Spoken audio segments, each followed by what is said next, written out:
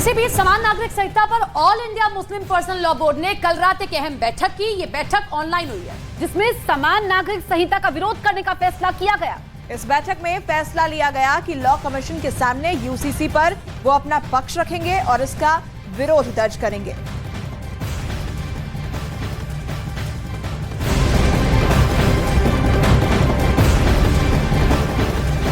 PM Modi ने समान नागरिक संहिता का मुद्दा छेड़कर पूरे देश में इसकी चर्चा फिर से शुरू कर दी है। प्रधानमंत्री मोदी के बयान के बाद एआईएमआईएम प्रमुख असदुद्दीन ओवैसी समेत कई मुस्लिम नेताओं ने अपनी प्रतिक्रिया दी। यूनिफॉर्म सिविल कोड की जब बात प्रधानमंत्री कर रहे हैं, वो यूनिफॉर्म सिविल कोड की नहीं बात कर रहे, वो हिंदू सिविल कोड की बात कर रहे हैं। इस्लाम में शादी एक कॉन्ट्रैक्ट है, हिंदुइज्म में जन्म जन्म का साथ है, क्रिश्चियनिटी में आई डू बोलते हैं। ऑल इंडिया शिया पर्सनल लॉ बोर्ड ने हमेशा 3 तलाक की मुखालिफत की है और ट्रिपल तलाक को कहा है कि 3 लाख दफ़ा भी तलाक तलाक तलाक कहने से तलाक नहीं होती है। और 3 तलाक को लेकर जो लोग हिमायत की बात कर रहे हैं, जो लोग 3 तलाक के लिए ये कह रहे हैं कि 3 तलाक नहायत ज़रूरी है, वो लोग बच्चियों के ऊपर अत्याचार कर रहे हैं। ऑल इंडिया शिया पर्सनल लॉ बोर्ड ने अपने मॉडल निकाहनामे में राइट ऑफ डाइवोर्स बच्चियों को दिया है, लड़कियों को दिया है, ताकि उनका हक़ कोई उनसे छीन ना सके। और हमारे फ़िक़े जाफ़री में ख़ास तौर से निकाह में गवाह की ज़रूरत नहीं है, तलाक में गवाह की ज़रूरत है। लिहाजा तलाक तलाक तलाक कहने से हमारे यहाँ तलाक नहीं होती है। सरकार ने कानून तो बना दिया है ट्रिपल तलाक को लेके, मगर उसके ऊपर सख्ती से कानून को अमल करने की ज़रूरत है, क्योंकि कानून के ऊपर सख्ती से अमल दरामद नहीं हो रहा है, जिसकी वजह से आज भी 3 तलाक का सिलसिला जारी है। सारी दुनिया में कहीं ऐसा नहीं है। देश के अंदर कोई भी कानून उठा के देख लीजिए, अपने कॉन्स्टिट्यूशन में देख लीजिए, अलग अलग धाराएं हैं, अलग अलग एक्सेप्शंस हैं, अलग अलग एग्जेम्पशंस हैं। कभी रेस की बिना पर, कभी जो है वो जेंडर की बिना पर। कोई भी ऐसा कानून नहीं जिसमें एक्सेप्शंस ना हो। तो जब हर कानून के अंदर एकसानियत नहीं है, तो सिर्फ मैरिज ही के सिलसिले में कैसे एकसानियत हो सकती है? उसके लिए जरूरी है ना, जिस बेसिस पे कानून बने हैं, तो मजहब उसका एक बेसिक सोर्स ऑफ लॉ जो है वो रिलीजन भी है, सोर्स ऑफ लॉ जो है कस्टम भी है। अगर ये भिन्न भिन्न है, अगर हमारा मजहब अलग है और किसी और का मजहब अलग है और मजहब से कानून बन रहा है, तो जाहिर है कानून भी एक सा नहीं हो सकता।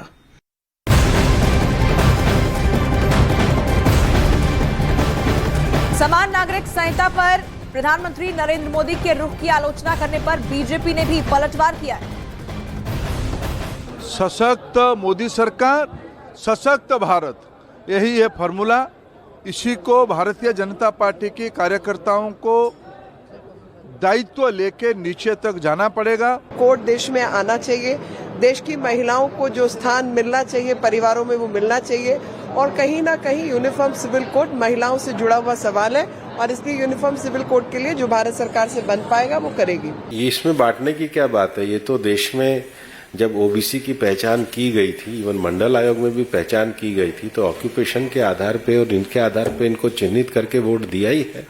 और ये तो सच है कि देश में जो पिछड़ों में भी जो बहुत गरीब और अति पिछड़े समाज हैं, जिन लोगों ने पिछड़ों के आधार पे वोट की राजनीति की बात भी करी है, उन्होंने तो कभी इसका ध्यान दिया नहीं।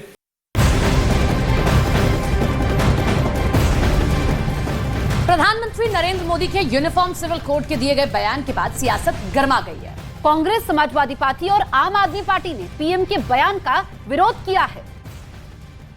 उनको याद दिलाएंगे 1977 में, 1989 में और कई बार भारतीय जनता पार्टी भी तमाम विपक्षों के साथ कांग्रेस को हराने के लिए, परास्त करने के लिए साथ आई थी। और आज विपक्ष अगर एकजुट हो रहा है तो उनको इस बात की क्यों परेशानी हो रही है? वो तो चुनाव बताएगा, आने वाला समय बताएगा। वो तो कह रहे थे कि कांग्रेस मुक्त भारत होने जा रहा है, लेकिन वो खुद दक्षिण भारत से मुक्त हो गए, भारतीय जनता पार्टी मुक्त हो गई। कमाल है भारतीय जनता पार्टी को। जनता ने चुना था कि भारतीय जनता पार्टी जनता की समस्या का समाधान करेगी, जनता की चिंता करेगी। तो विपक्ष की चिंता कर रही है कि विपक्ष मिल रहा है कि नहीं मिल रहा है, विपक्ष की मीटिंग में क्या हुआ। अरे विपक्ष ने आपको नहीं चुना है, विपक्ष ने आपको वोट नहीं दिया था, जनता ने वोट किया था। अब जनता की चिंता करो तो ज्यादा अच्छा होगा। आदिवासियों के लिए कुछ कानून बने हैं, उस पर यूसीसी में क्या होगा। 371 के जो कानून है, जो नॉर्थ ईस्ट के और हिमाचल के राज्यों को कुछ विशेष अधिकार मिले हैं, उस पर यूसीसी में क्या होगा? मोदी जी और भारतीय जनता पार्टी को देश को ड्राफ्ट रखना चाहिए पहले। यूसीसी में वो करना क्या चाहते हैं, उसका दस्तावेज कहाँ है? मैं तो खोज रहा हूँ, दस्तावेज दीजिए पहले, हम लोग पढ़े जाने तो आप यूसीसी में क्या करना चाहते हैं। उधर यूसीसी पर उत्तर प्रदेश के डिप्टी सीएम ब्रजेश पाठक ने कहा कि पहले 3 तलाक कानून का भी मौलानाओं ने विरोध किया था, लेकिन तब भी हम सबको साथ लेकर आगे बढ़ने में कामयाब रहे थे। और अब देश को यूसीसी कानून की जरूरत है और उन्हें भरोसा है कि वो सबको साथ लेकर चलने में कामयाब रहेंगे। हमारे साथ इस वक्त मौजूद है deputy CM Brajesh Pathak ji. Sir, UCC पर एक तरफ प्रधानमंत्री कह रहे हैं कि देश की जरूरत है यूसीसी, दूसरी तरफ all India personal law board ने बैठक की है 3 घंटे इमरजेंसी। यूसीसी को लेकर के बहस चल रही है पूरे भारत में, और खासकर उत्तर प्रदेश के लिहाज से मैं कहना चाहता हूं कि सबको साथ लेकर के हम चलते हैं। आदरणीय प्रधानमंत्री जी ने सबका साथ, सबका विकास, सबके विश्वास के आधार पर देश को आगे बढ़ाने का काम किया है। भारत बदल रहा है, दुनिया के पैमाने पर भारत की साख बढ़ी है।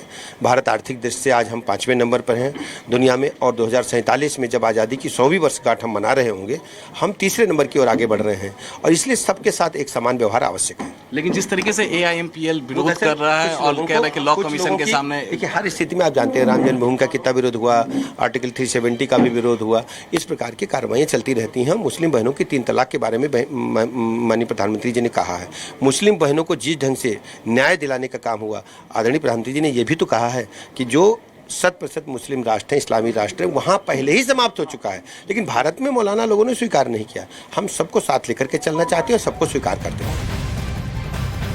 यूसीसी कानून पर विपक्ष के विरोध पर बीजेपी ने बड़ा हमला बोला है। हमला बोलते हुए कहा कि वोट की सियासत बंद होनी चाहिए और यही डर उनको सता रहा है।